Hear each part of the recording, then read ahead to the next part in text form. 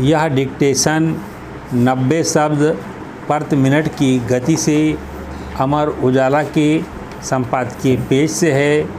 यदि यह आपको अच्छा लगे तो लाइक, सब्सक्राइब और शेयर अवश्य करें। रेडी। संघवाद बनाम क्षेत्रवाद का संघर्ष भारतीय राजनीति में नया नहीं है, लेकिन अब यह ज़्यादा उभर रहा है। हाल के 2 मामलों में देखें तो यह कुछ अस्पष्ट होगा। 27 जुलाई को हुई नीति आयोग की बैठक में गैर भाजपा शासित राज्यों के करीब 10 मुख्यमंत्रियों ने हिस्सा नहीं लिया। इंडिया गठबंधन से अलग होकर ममता बनर्जी ज़रूर इसमें शामिल हुईं, लेकिन वह भी यह आरोप लगाकर बाहर निकल गईं कि उन्हें अपनी बात रखने के लिए पर्याप्त समय नहीं दिया गया। हालांकि वित्त मंत्री निर्मला सीतारमण ने आरोपों को निराधार बताते हुए कहा कि उन्हें नियमानुसार बोलने का पर्याप्त समय दिया गया। साथ ही बारी से पहले बोलने के लिए उनके आग्रह को भी स्वीकारा गया। नीति आयोग के CEO BVR सुब्रमण्यम ने माइक बंद करने के आरोप को भी गलत बताया।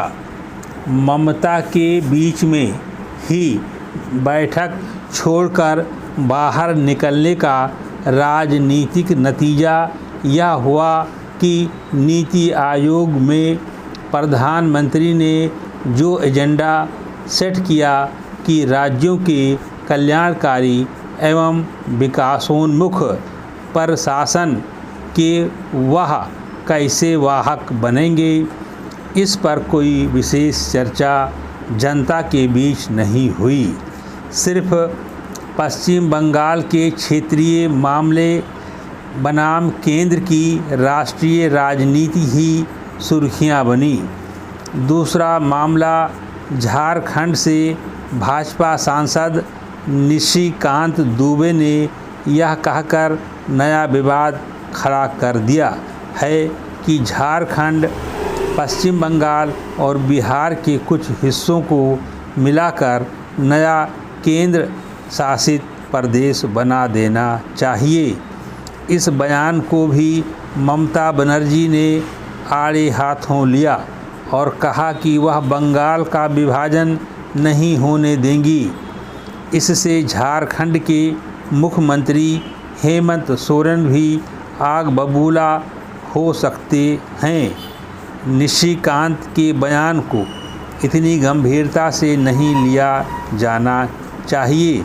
वह एक संसदीय क्षेत्र के प्रतिनिधि यानी सांसद के अलावा अन्य किसी जिम्मेदार पद पर नहीं है, लेकिन राजनीति में तिल का ताड़ बनते देर नहीं लगती। विपक्ष पहले से ही इस बात को लेकर हमलावर है कि भाजपा सरकार संविधान बदलना चाहती है। इस बयान को आधार बनाकर विपक्षी नेता आगामी कुछ महीनों में झारखंड, महाराष्ट्र, हरियाणा जैसे राज्यों में प्रस्तावित विधानसभा चुनाव में भाजपा को घेरने में कोई कसर नहीं छोड़ेंगे। राज्य सरकारों और राज्यपालों के बीच टकराव की खबरें भी राष्ट्रीय समाचारों की सुर्खियां बनती रही हैं। इनमें तमिलनाडु, पश्चिम बंगाल और केरल की सरकारों के राज्यपालों से टकराव तो अदालतों तक पहुंच चुके हैं। 2024 के लोकसभा चुनाव परिणाम के बाद संसद में विपक्ष के मजबूत होने से संघवाद बनाम क्षेत्रवाद की लड़ाई कम होने के बजाय बढ़ती दिख रही है। लोकसभा चुनाव में एक तरफ सत्ताधारी दल भाजपा प्रभावशाली थी तो दूसरी तरफ उसके विरोध में कई प्रांतों में क्षेत्रीय दल उठ खड़े हुए, यानी प्रतिस्पर्धा द्विदलीय न होकर भाजपा बनाम क्षेत्रवाद बन गई। दक्षिणी राज्य तमिलनाडु में द्रमुक ने भाजपा को कड़ी टक्कर दी। चुनाव के पहले से ही मुख्यमंत्री M.K. स्टालिन और राज्यपाल R.N. रवि के बीच टकराव था।